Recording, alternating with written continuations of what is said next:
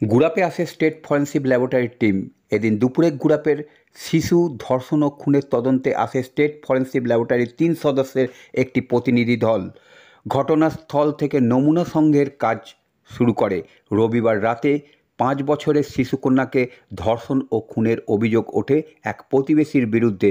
ঘটনায় রবিবার রাতেই অভিযুক্তকে গ্রেপ্তার করে পুলিশ। ঘটনার দুদিন পরেও এলাকা থমথমে। বসানো হয়েছে পুলিশ পিকেটিং। যে বাড়ি থেকে শিশুকন্যাকে রক্তাক্ত অবস্থায় উদ্ধার করা হয়েছিল সেই বাড়িতে স্টেট ফরেন্সিক ল্যাবরেটরির টিম নমুনা সংগ্রহ করে। বেশ কিছু গুরুত্বপূর্ণ নথি উদ্ধার করে স্টেট ফরেন্সিক ল্যাবরেটরির টিম। অন্যদিকে শিশু ধর্ষণ ও খুনের অভিযোগে ধৃতকে আজ আদালতে পেশ করা হয়নি। শারীরিক অসুস্থতা থাকার কারণে চুঁচুড়া হাসপাতালে পুলিশি প্রহরায় তাকে চিকিৎসা করা হচ্ছে বলেই পুলিশ সূত্র থেকে জানা যায়।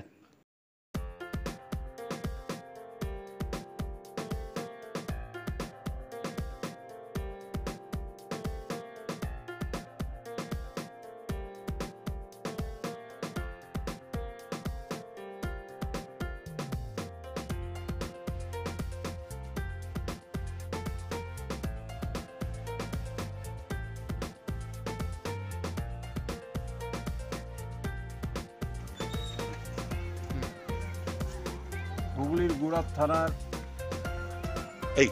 একটি গ্রামে গত রবিবার এক নাবালিকাকে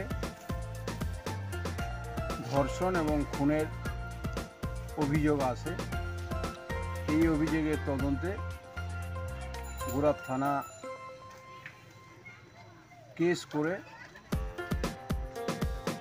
এবং তদন্তের সমস্ত দিক খতিয়ে দেখতে ঘটনাস্থলকে সেদিনই গার্ড করে রাখা হয়েছিল। আজকে